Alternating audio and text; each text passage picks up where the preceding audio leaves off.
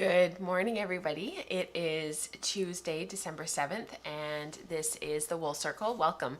I hope that everybody is doing really super well. I hope that everything is good in your neck of the woods. Are you getting lots of Christmas stuff done? We got a little bit more done last night, but I am still woefully behind, so trying to sort of do a little bit of catch up. It's good to see you. I've got Eve and Elizabeth and Amanda and Dana in the live chat. It's really good to see you guys. Today we are starting our and Linda Joe is here. Today we are starting our sort of final month of the year, our final month of spinning luxury, although one could argue that we spin luxury every time we come to the wheel because we get to work with such beautiful preps as hand spinners now compared to, say in the 70s and 80s when people were just coming back to hand spinning after it being lost for a century. So I would definitely say that we spin luxury most of the time. It's really good to see everybody. I hope that you are all doing well. So we'll be spinning our silk hankies this morning, and which is really fun. So we'll be doing silk hankies this month. I'm not sure if we'll do it next time on the Wool Circle or not. I kind of suspect that it'll be just this morning, but maybe we'll want to come back to them next time as well. You guys will have to let me know. Before we get into that, though, I thought I would share with you my advent calendar for week two, because by Saturday I will have sort of been well into all of this, and before we run the intro credits, I thought I would share this with you. So this is the first 4 ounces of the Polypay. This is the medium wool in this gorgeous kind of creamy yellow color. This is a full 4 ounces. I had loaded it onto a distaff pre-drafted, but I didn't actually hold the distaff. I was just unraveling it as I spun and ended up with 2 bobbins of 4 ounces of fiber. And then I have week 2. So let me see if I can find week 2 in here. Week 2A. So I'm not sure exactly what that means. I guess week 2B, because this is week 2A. And then I guess week 2B is sort of when you're done this, then you get to spin this kind of thing. And Liz's daughter, by accident, actually packed these half full. So there's another 2 ounces of wool coming because her daughter didn't measure it properly, which I felt so badly for Liz because, that's just really too bad to have happen. So let's open this up. Let me get this away. It's good to see you guys. Good to see you, Sam and Diane. Let's see what we've got in here. So this is more Paul. Oh, this is really pretty. Some heathered colors in there. That's really, really pretty. I'm not going to undo that. So I'll get that onto the wheel next. I think I'm going to throw it on the Saxony this time, actually. And because I need the Lendrum for some other stuff that I'm doing. And I'll try and get this spun up in the next couple of days, and then I'll have 2B to work on next. So that's really, really fun. All right, let's jump into the credits, and I'll see you guys on the other side.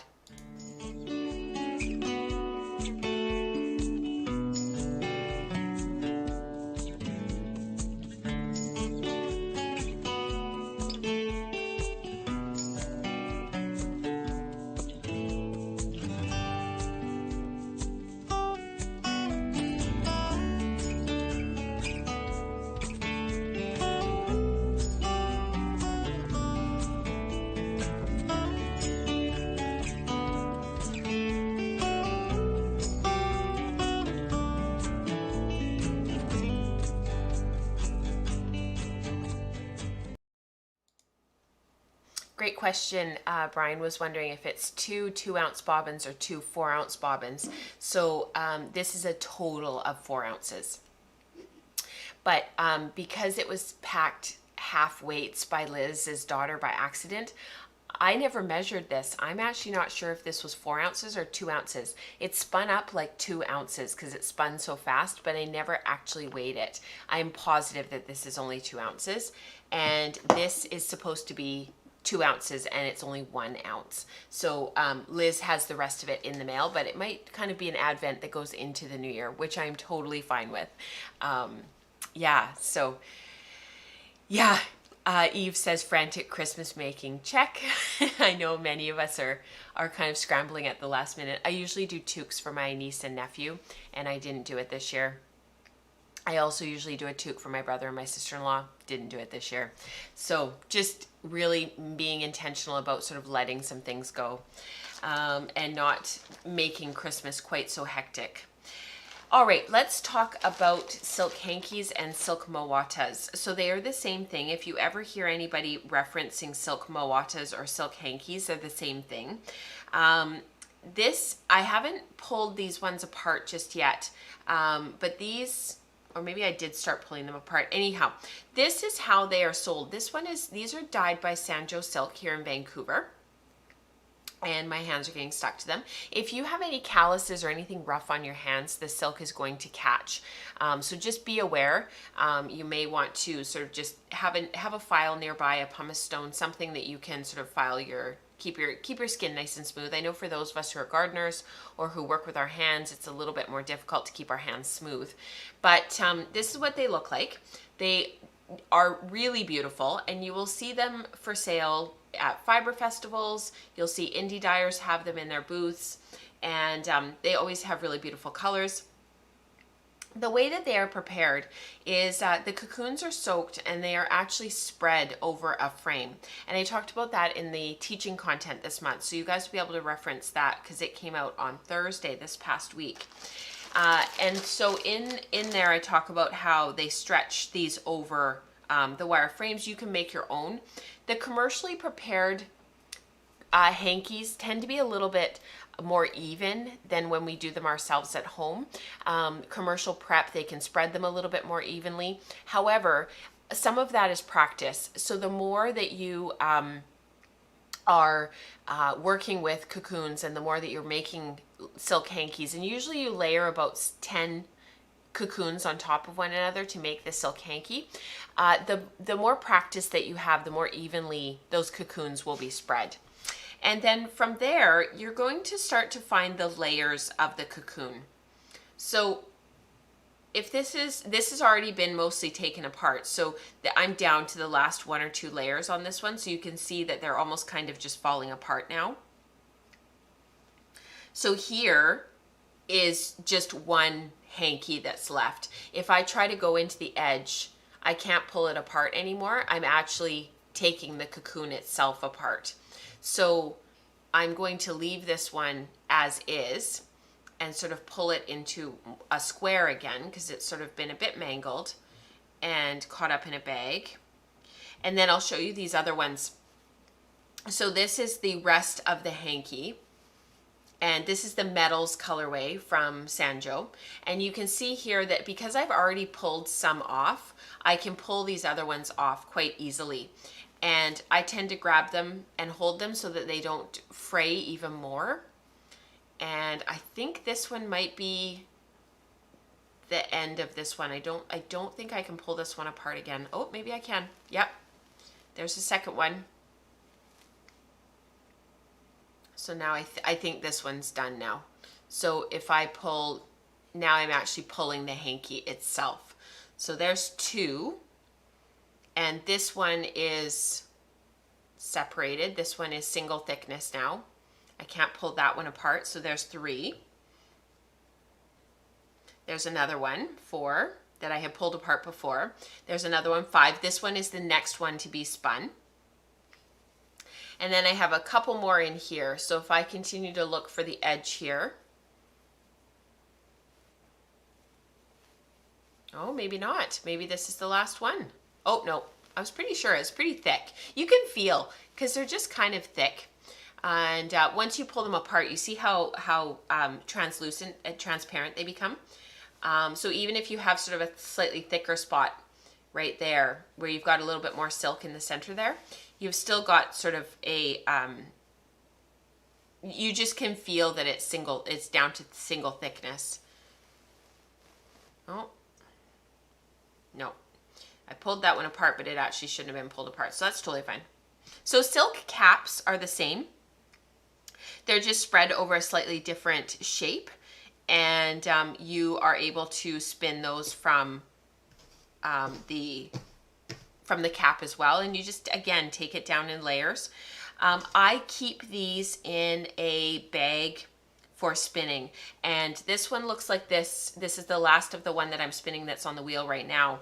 But I keep them in a bag, in a plastic bag, because the thing is that they catch on everything. So Eve, you're absolutely right.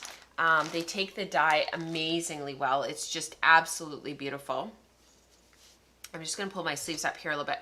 So what we're going to do is, from here, there's lots of different things you can do with these. I'm going to show you sort of a way to get started with them today. And then if you guys want to talk about more ways, we can do that next time. So I'm going to pop a hole in the middle of this, and I'm just going to start pulling. And on the screen, and when it pulls up on the camera, it looks like I'm pulling really firmly, but I'm actually not. It just looks like that. You get these sort of thicker areas of the hanky as you're pulling, and if I just sort of angle here, you can thin those out. I can't remember if it was Charlotte in the when we were talking about these before. I can't remember who it was that said it. I'm pretty sure it was Charlotte though. You know, one of the keys to spinning these is to prep them all at the beginning of your spinning experience. Don't leave it to during the spin. I've already started this spin because I knew that I was going to be spinning here with you guys, and I was going to be doing the vlog, and I was going to be spinning it on the live stream, and I was going to be doing sort of some prep as I was going. So I didn't pre-prep all of them all at once, but I would highly recommend you guys that you prep these ahead of time. It's good to see everybody this morning in the live chat. I know that this particular tier has been growing quite a lot, and it's just really good to see everybody. So thank you so much for being here. So eventually I break one end, and that means that I can continue to pre-draft that one end of the hanky and work my way down. And you can pre-draft this as much or as little as you want. It really depends upon what you want, how finely you want to spin, what you're comfortable with. And once I've gone through and I've pre-drafted the whole thing, I'm going to find my other end. I'm going to start at the end that I finished the pre-drafting. So I would have worked my way all the way along to this end. And then I'm just going to wrap it up. And you can load it at this point onto a distaff. That works beautifully to keep the fibers all aligned and keep them all sort of organized and ready to spin. Because as you can imagine, this gets really beaten up. And this one that I've been spinning from for a while, it actually fell on the floor, and it got kind of mangled on the floor, which was not so good. James was playing trains right here, but I just realized he's gone. It's very quiet in this corner of the woods. All right, let me turn, and we will get onto the wheel here. Again, we're back to spinning silk again. So this is, we're back to wanting to have a silk lap cloth, something that the silk will not stick to, and something that the silk will rather stick to itself and go onto the wheel than to stick to me or to anything else. So this got really messed up because the kids were playing, which is totally fine, around where the wheels were, and everything, like my prep ended up on the floor, and the wheels smashed down a couple of times, and it was just like this big to do. I was like, what is going on? When I started spinning this is kind of a funny story. I wasn't paying attention to which way I started treadling. And I ended up spinning in the S direction. I normally spin in the Z direction. And so this spin will be kind of spun and plied in the opposite direction, which is totally fine. I'm planning on weaving with this yarn. But if I were knitting with it, I would actually be kind of upset because I tend to unknit yarn that is plied Z, so plied in the clockwise direction. I tend to unknit it, so like cabled yarns tend to be a bit of a problem. So lots and lots of twist, and depending on how finely you have prepped your silk hanky, you're going to be spinning quite fine. These yarns, you can actually put quite a bit less twist in them. Like some people will only put enough twist in to just twist it a little bit and hold it together and give it some sheen. But I do tend to put a little bit more, I do tend to put quite a bit of twist in because my plan is, so I'm spinning quite finely. As you can see, I'm not exactly sure what the wraps per inch is of this. I can look in just a sec. But the thing is that if I want to weave with it, I do want a certain amount of twist to be able to withstand the tension of being on the loom. Whether it's warp and weft or just warp, I'm not sure yet because I have other yarns in my stash that I would like to combine with this. Namely that mulberry silk that we spun back a little while ago, and I plied these two colorways together. So I have the Calypso colorway, and then I also have the Metals colorway. And my plan is to actually spin one full bobbin of Metals and one full bobbin of the other one, of the Calypso, and then ply them together, just like I did that other yarn. It's not my favorite combination, however, it gives me a lot of yardage and I can throw that onto the wheel. So the thing with silk hankies is you're going to have texture in your yarn. It's not going to be perfectly smooth like some of the preparations that we're used to. So you can either sit here and be really, really meticulous and you can try to get some of that out, or you can just treat it as part of the spinning experience. This is part of the reason why some people don't like silk hankies.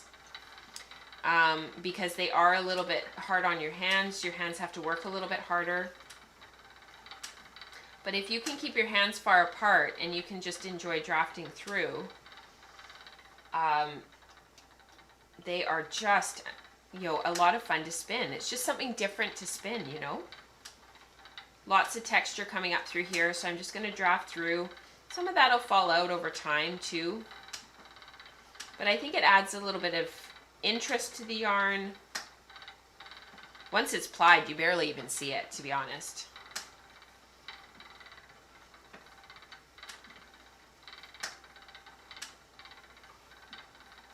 I've seen silk hankies spun on drop spindles and where you make the singles really super thick. That's really fun.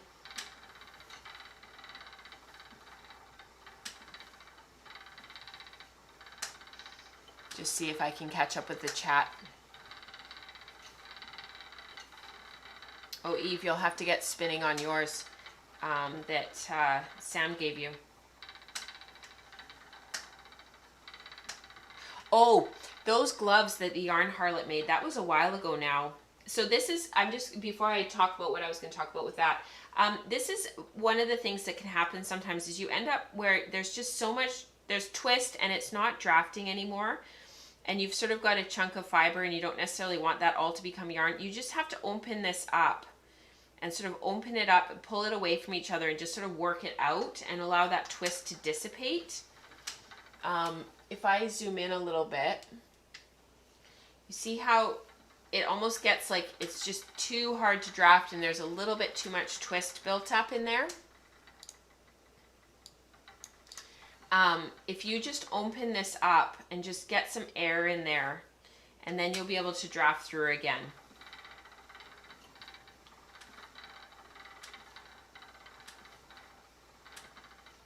So as you can see, I am spinning short forward, which is really unusual for me. And I'm not, it's short forward, but like I'm trying to draft the same length each time. Yeah, the Yarn Harlot's gloves. If I remember, I'll try and remember. I'll share a link in the wool stream in the Slack channel. because they were pretty cool. So I'm coming to the end. So I don't want to spin all the way to the end because I want to connect the fuzzy bits of the next one, the unspun, to the unspun of the old one so that there's just a seamless transfer all the way across there.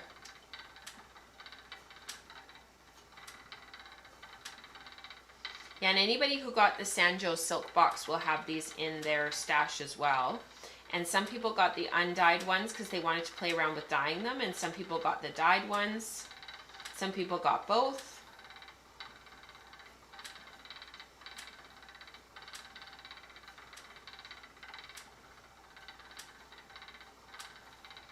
Yeah, Sam says that when I first came across silk hankies, I saw a lady on YouTube who spun them, then knitted it in with her yarn, and it was so gorgeous. I actually think, you know, if you were to spin this, and then if you plied this with something else, or if you did like an auto wrap with it, it would just be amazing. For those who don't know what auto wrapping is, we did auto wrapping a long time ago. And it's where the other yarn, whatever you want, thread or yarn or a singles, whatever you want, you hold it in your pinky while you're applying or spinning your other yarn, and then the auto wrapping yarn just kind of randomly wraps around what you're doing and grabs the twist, and it oh my goodness, it's so much fun. There's no rhyme or reason to it. It creates this beautiful texture.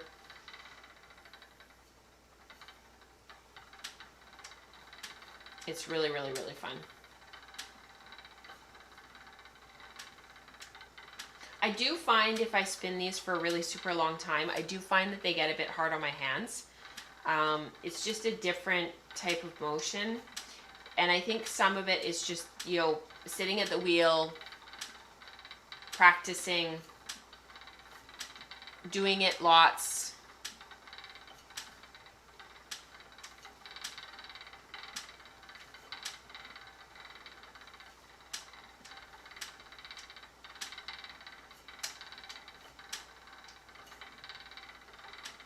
I have used silk hankies for glazing my art yarns. Oh, cool. What a neat idea.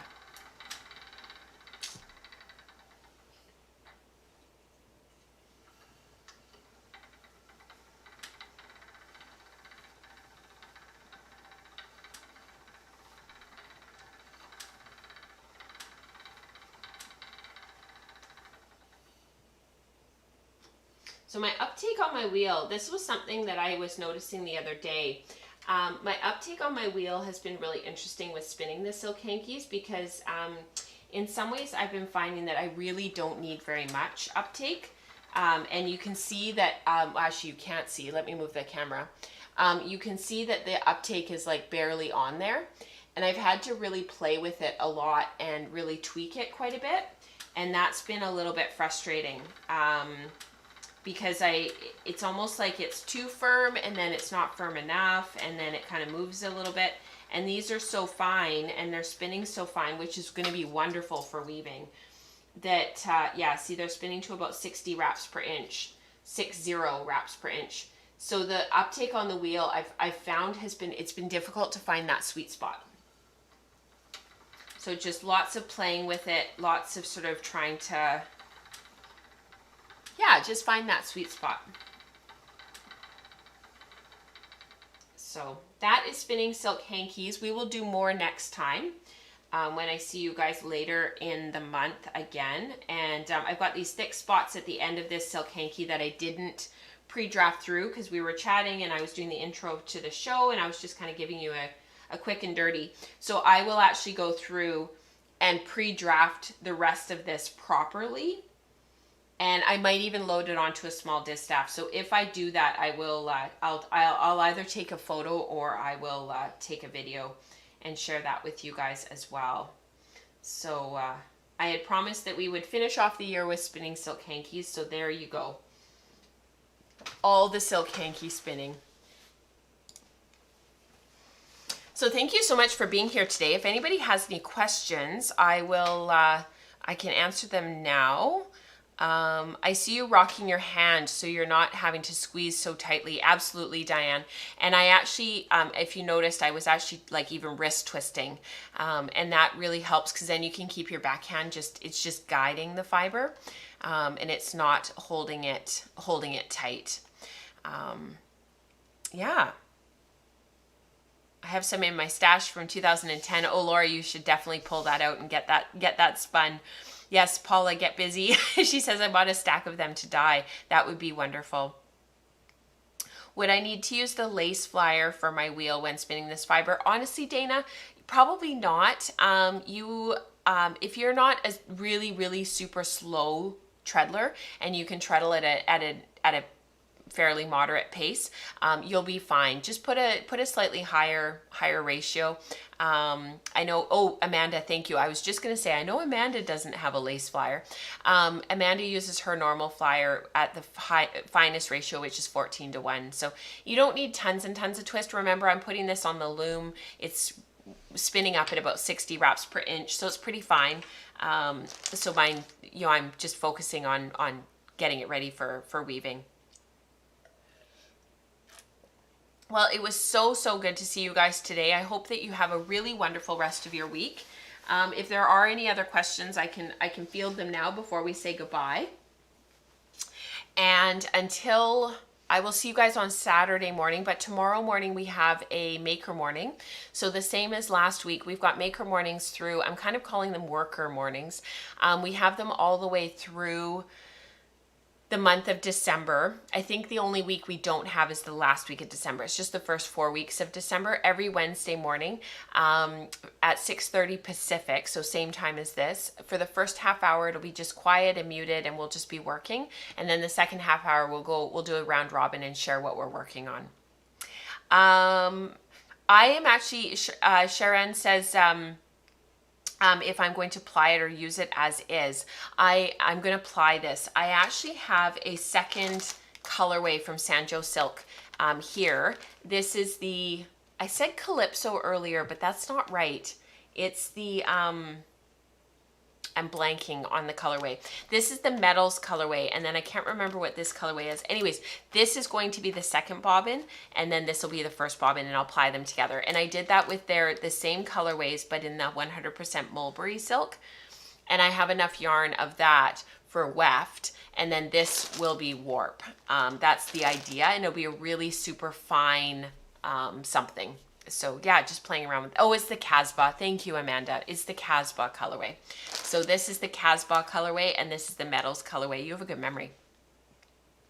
And I'll apply them together. So I did that with my mulberry silk. It's not my favorite combination of color because the gray makes the Casbah so muted, but it gives me a ton of yardage and it's really pretty. So that's what I'm gonna do. Yeah, thank you.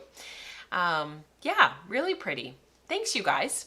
All right, until next time, happy spinning. I hope you guys enjoy your silk hankies, especially if you got the Sanjo Silk Box, the Spin Exotics box. I hope you're enjoying playing around with those fibers, and I will see you guys next time. Bye, everyone.